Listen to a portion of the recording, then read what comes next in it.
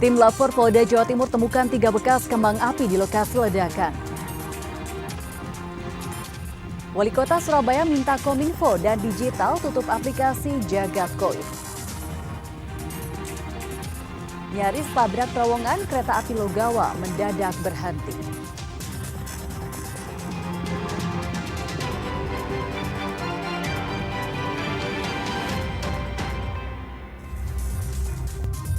Halo saudara, apa kabar Anda hari ini? Kompas Jatim kembali hadir ke hadapan Anda. Selain 3 informasi utama tadi, tim redaksi kami telah menyiapkan sejumlah informasi penting dan inspiratif lainnya untuk Anda.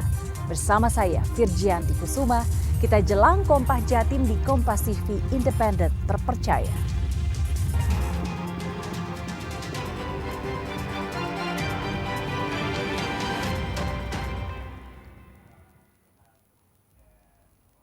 Kita buka Kompas Jatim dengan sorotan pertama dari Kabupaten Mojokerto.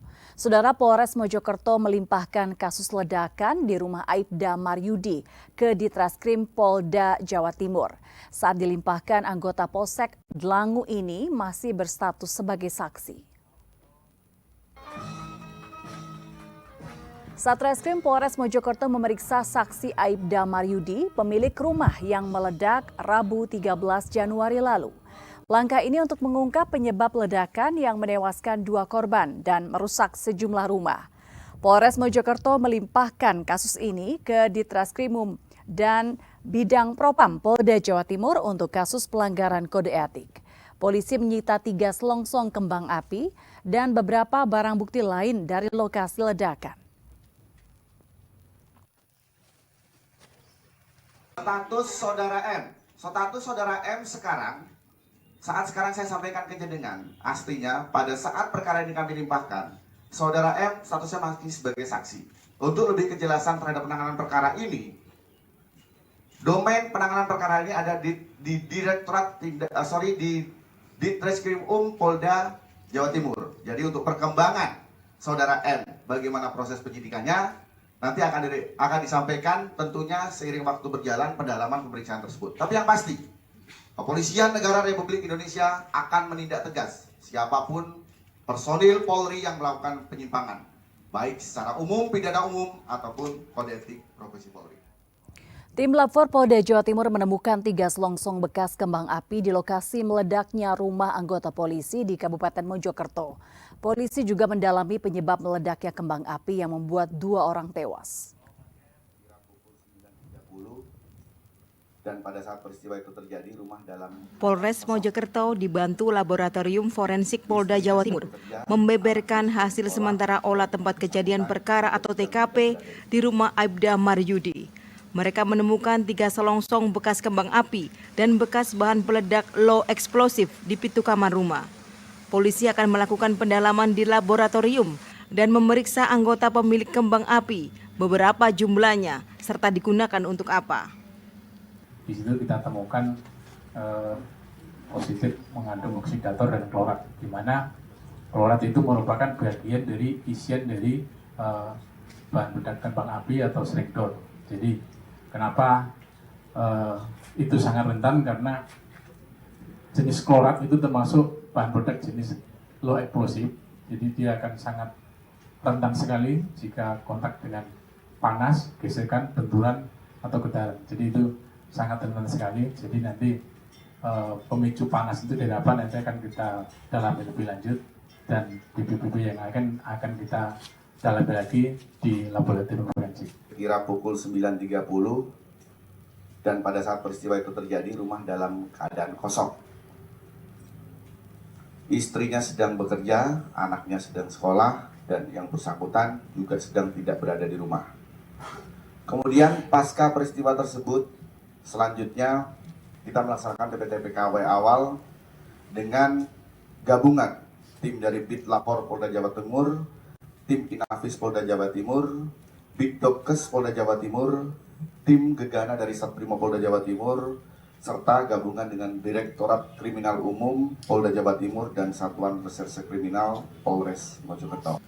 Sebelumnya, rumah Aibda Maryudi di Desa Sumolawang, Kecamatan Puri, Kabupaten Mojokerto dibongkar menggunakan alat berat untuk mengetahui titik ledakan. Bau belerang masih tercium dari lokasi tersebut.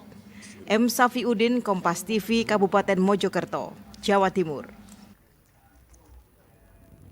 Sebelumnya, Saudara, tim gabungan Polda Jawa Timur menyelidiki ledakan di rumah Aibda Maryudi di Kabupaten Mojokerto. Tim gabungan juga melakukan olah tempat kejadian perkara atau TKP ledakan yang menewaskan 2 orang korban.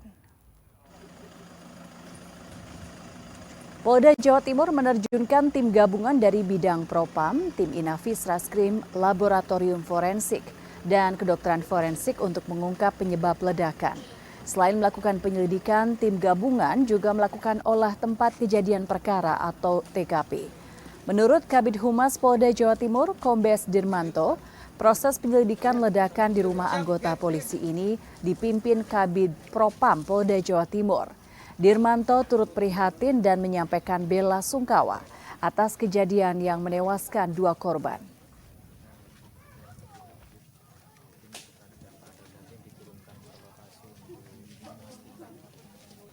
Polda Jatim juga sudah menurunkan tim yang terdiri dari tim Inafis Reskrim, kemudian juga laboratorium forensik juga dikerahkan, karena ada korban juga kedokteran forensik juga dikerahkan. Termasuk anggota dari Propam dipimpin langsung oleh Pak Kabid Propam untuk melakukan proses penyelidikan lebih lanjut di sana. Jadi sekali lagi itu yang bisa kami sampaikan, rekan-rekan sekalian, kita prihatin atas kejadian itu dan kami berharap bahwa nanti Pak Kapolres yang akan menyampaikan terkait dengan konstruksi peristiwa yang ditemukan di TKP. Seperti diinformasikan Kompas TV, ledakan dahsyat terjadi di rumah Aibda Maryudi, seorang anggota polisi di Kabupaten Mojokerto. Ledakan tersebut meruntuhkan bangunan rumah 2 lantai dan menewaskan 2 korban. Sebuah bangunan rumah 2 lantai milik Aibda Maryudi di Desa Sumolawang, Kecamatan Puri, Kabupaten Mojokerto, runtuh setelah terjadi 2 kali ledakan dahsyat. Selain itu, 2 rumah lain di dekatnya mengalami rusak berat akibat tertimpa material yang terpental dari sumber ledakan. Warga yang berada di dekat lokasi ledakan mengaku mencium bau bubuk petasan. Warga yang datang melihat di lokasi kejadian diminta polisi untuk meninggalkan lokasi agar proses pemeriksaan berjalan lancar. Sementara itu, tim Gegana Polda Jawa Timur juga didatangkan ke lokasi ledakan.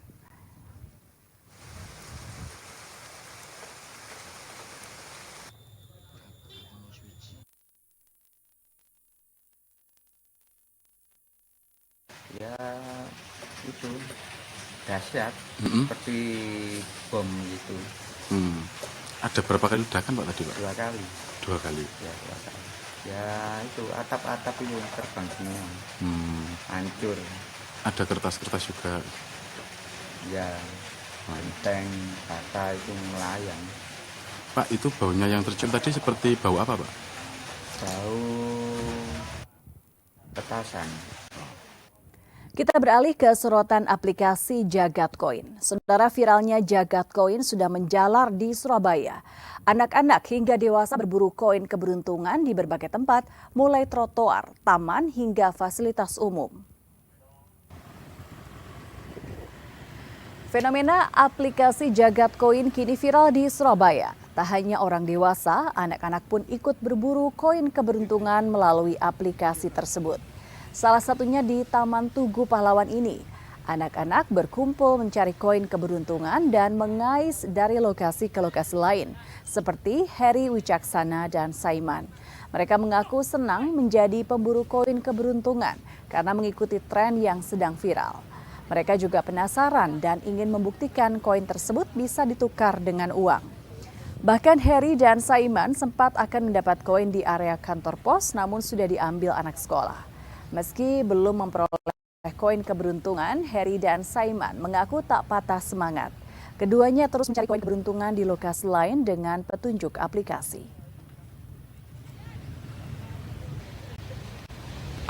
Pengen ngikutin tren-tren saat ini aja, Mas. Penasaran berarti? Penasaran, ya? Atau ada temen yang mungkin sudah dapat? Kemarin sih karena dulu sama anak-anak sekolah. ada yang dapat sih barang waktu dimasukin ke aplikasinya dapatnya 300 mereka. Itu cara nyairnya gimana, Mas? Ada aplikasinya Mas, di aplikasi Jagat. Nanti di situ ada peta harta karunnya, nanti kita cari di lokasi sekitar situ. Ngapain Mas ini Mas? Cari koin. Udah nemu Mas? Belum. Emang di aplikasi emang ada di sini koinnya? Banyak. Udah pernah dapat? Belum pernah. Udah pernah nyari di mana aja? Hah? Oh, baru install. Taunya aplikasi ini dari mana? Terkait viralnya Jagat Coin Hunt di Surabaya, Dinas Infokom setempat menilai fenomena tersebut sangat membahayakan bagi anak-anak. Ini karena tindakan mereka bisa membuat sejumlah lokasi rusak demi mencari Jagat Coin Hunt. Viralnya Jagat Coin Hunt di Surabaya bisa merusak sejumlah lokasi. Apalagi koin keberuntungan rata-rata disebar di sejumlah taman di Surabaya. Dinas Infokom Surabaya tidak bisa berbuat banyak dengan aplikasi tersebut. Ini karena kewenangan menutup aplikasi Jagat Coin Hunt merupakan kewenangan pemerintahan pusat. Namun Satpol PP akan menertibkan para pemburu koin yang merusak fasilitas umum.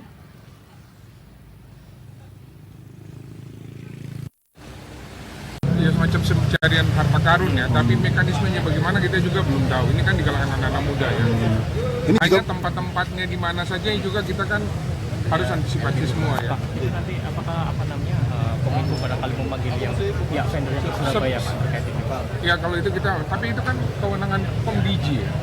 Kementerian kan kalau pemblokan blokir dan segala macam kan Kementerian Digital ya. Kita hanya di sini hanya minta operator untuk supaya coba memperhatikan fasilitas umum. Sementara itu, Wali Kota Surabaya Eri Cahyadi geram dengan viralnya Jagat Coin Hunt di Kota Pahlawan. Eri meminta Kementerian Komunikasi dan Digital atau Komdigi memblokir aplikasi yang dinilai meresahkan dan membahayakan itu. Wali Kota Surabaya Eri Cahyadi mengatakan Satpol PP telah melaporkan sejumlah kerusakan yang ditimbulkan akibat ulah oknum pemburu koin di aplikasi Jagat Coin Hunt. Laporan itu sudah dilayangkan ke Polrestabes Surabaya. Eri akan mencari oknum penyebar koin yang membuat pemburu koin atau pengguna aplikasi merusak fasilitas umum. Aplikasi itu juga membahayakan penggunanya saat dimainkan di jalan raya. Ia meminta Kementerian Komunikasi dan Digital atau Komdigi memblokir aplikasi Jagat Coin. Satpol PP akan menertibkan warga yang bermain koin Jagat karena sejumlah kasus pagar rumah dan taman rusak akibat ulah sejumlah pemburu koin.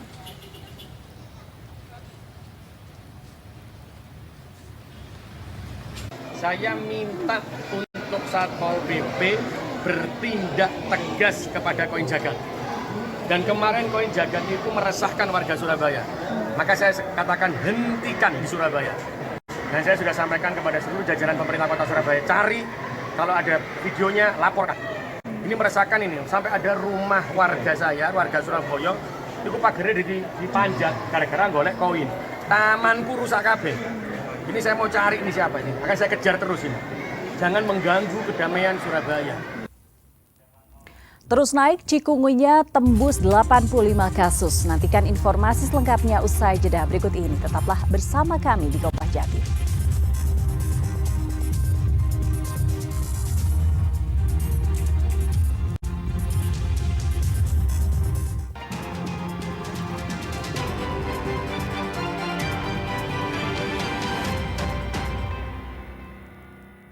Video sebuah motor gede atau moge bertabrakan dengan mobil minibus di Jalan Raya Blega, Bangkalan viral di media sosial. Kerasnya tabrakan membuat pengendara moge terjepit di bawah mobil minibus yang berasal dari arah berlawanan. Kecelakaan nih kah, moge. Ya Allah, ada yang terbentur lah kerah. Inilah video kecelakaan moge yang bertabrakan dengan mobil minibus di Jalan Raya Blega, Bangkalan dan viral di media sosial. Kecelakaan bermula saat pengendara minibus akan mendahului mobil di depannya. Dari arah berlawanan muncul pengendara moge dengan kecepatan tinggi. Kerasnya benturan membuat pengendara moge terjepit di bawah mobil. Menurut Kapolres Bangkalan AKBP Febri Ismanjaya, nyawa pengendara moge tertolong dan menjalani perawatan di RSUD Bangkalan. Untuk kepentingan penyelidikan, moge dan mobil yang ringsek di bagian depan dibawa ke unit kantor Satlantas Polres Bangkalan.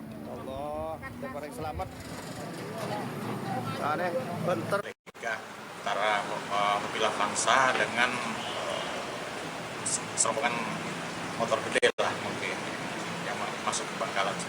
Jadi pada saat melintas, kendaraan Avanza ini memulaku kendaraan di depannya, tapi pada saat itu juga ada kendaraan dari arah yang berlawanan sehingga terjadi kecelakaan. Ada korbannya? Korbannya satu, yang pengendara mogenya, dan sudah dilakukan perawatan di rumah sakit. Hari itu juga dibawa ke rumah sakit. Saudara, uji coba kereta api Logawa dengan sejumlah gerbong baru dihentikan saat nyaris menabrak terowongan Gunung Gumitir. Video terhentinya kereta api yang viral di media sosial ini karena jarak dinding terowongan dengan gerbong kereta sangat dekat.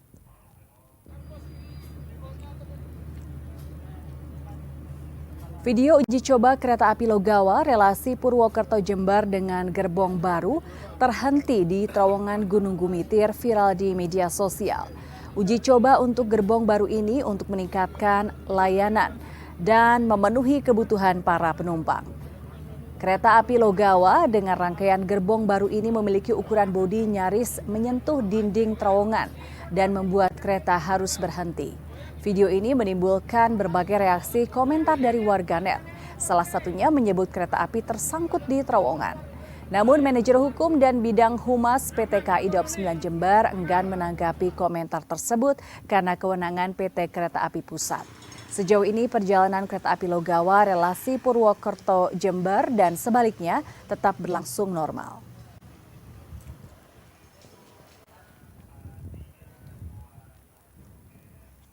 Saudara, Dinas Kesehatan Kota Kediri melakukan fogging atau pengasapan di sejumlah wilayah. Pengasapan ini dilakukan setelah ada 85 kasus chikungunya di Kota Kediri.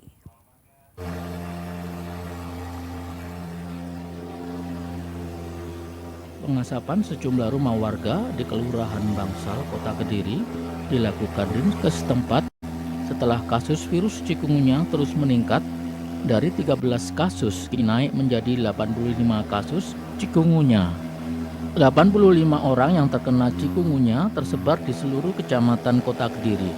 Paling banyak di Kecamatan Pesantren, sebanyak 62 penderita. Puluhan penderita yang terkena chikungunya ini mulai usia anak-anak hingga dewasa. Penderita yang terkena virus chikungunya ini akan merasakan demam tinggi dan nyeri di seluruh persendian hingga tidak bisa berjalan. Ya, kita sudah setiap hari ini ya kita melakukan upaya untuk selain PSN juga kita imbangi dengan fogging fokus ya. Artinya kita juga berupaya untuk membunuh nyamuk dewasa yang mengandung virus chikungunya ya. Jadi setiap ada di daerah ada kasus seperti hari ini juga di 3 tempat kita melakukan 3 atau 4 tempat hari ini ya kita melakukan fogging. Besok juga sudah kita jadwalkan lagi fogging di tempat-tempat untuk penularan kasus itu. Sementara itu, adanya pengasapan ini bisa mencegah penyebaran virus chikungunya. Selain itu, warga diminta menjaga kebersihan lingkungan sekitar karena di musim hujan perkembangbiakan nyamuk meningkat. Ismail Hasan, Kompas TV Kediri, Jawa Timur. Sebelumnya diinformasikan Dinas Kesehatan Kota Kediri juga melakukan fogging di sejumlah rumah warga. Pengasapan ini dilakukan setelah terjadi 13 kasus penyakit chikungunya.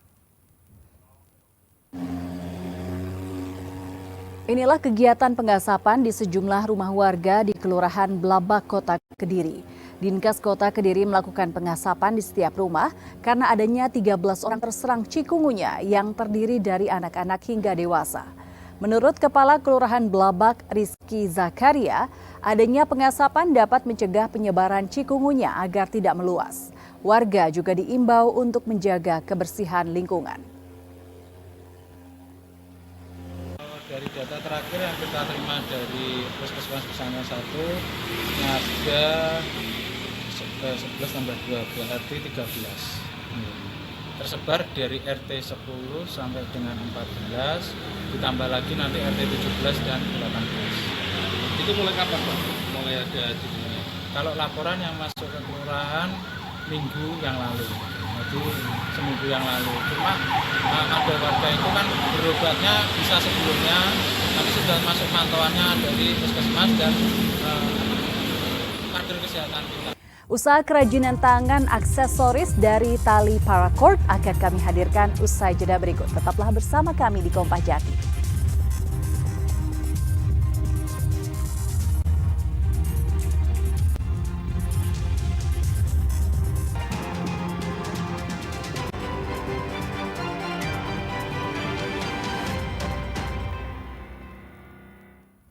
Saudara, seorang pemuda di Kediri sukses menekuni usaha aksesoris berbahan dasar tali paracord. Selain meraup untung jutaan rupiah, hasil karyanya diminati kaula muda dari berbagai daerah kota besar. Dan informasi ini sekaligus menutup jumpa kita di Kompas Jatim hari ini. Jangan lupa saudara untuk menyaksikan live streaming kami di kompas.tv dan channel YouTube Kompas TV Jawa Timur. Kompas TV independen terpercaya. Saya Firjianti Kusuma, sampai jumpa. Setiap harinya Rizky berada dalam ruangan kecil di rumahnya di Kelurahan Ngadirejo, Kecamatan Kota Kediri. Dalam ruangan kecil itu, Rizky disibukkan dengan merangkai tali paracord menjadi berbagai macam aksesoris. Pemuda berumur 34 tahun itu merintis usaha kerajinan tangan berbahan dasar tali paracord sejak tahun 2014. Ide merintis usaha itu berawal saat Rizky mencari aksesoris tali paracord jarang ditemui di berbagai daerah. Hingga akhirnya mantan karyawan pabrik kertas rokok itu memberanikan diri untuk belajar dari YouTube. Meski pernah gagal beberapa kali, namun Rizky tetap semangat untuk mencoba ulang merangkai tali paracord. Berkat ketekunan dan keuletannya dalam mencoba, akhirnya Rizky sukses membuat berbagai macam aksesoris berbahan dasar tali paracord. Mulai dari gelang, strap jam tangan, hingga tali ID card. Meski masih berjalan 10 tahun, namun banyaknya karya miliknya diminati oleh kaula muda dari berbagai daerah di kota besar seperti Surabaya hingga Papua. Rizky memilih memasarkan hasil kerajinannya melalui media sosial. Mantan karyawan pabrik kertas rokok itu memilih media sosial karena menurutnya lebih mudah untuk menentukan target pasar yang telah ditentukan. Awalnya dulu saya mencari aksesoris paracord itu agak sulit ya di Kota Kediri ya. Jadi saya coba-coba buat sendiri, saya pasarkan ke teman-teman, ternyata banyak yang tertarik. Selain itu juga kualitasnya agak lebih bagus daripada tali yang biasanya ada di pasaran. Jadi saya buat, kemudian saya pasarkan, minatnya baik. Dan untuk pasar saya sendiri banyakkan dari luar kota. Rizky menjual hasil karyanya mulai dari harga Rp5.000 hingga ratusan ribu rupiah, tergantung ukuran dan kesulitan. Dalam 1 bulan, pemuda berumur 34 tahun itu mampu menjual hingga 300 lebih aksesoris berbahan dasar tali paracord. Uang jutaan rupiah pun mampu dikantongi Rizky hanya dalam 1 bulan saja. Tim Liputan, Kompas TV, Kediri, Jawa Timur.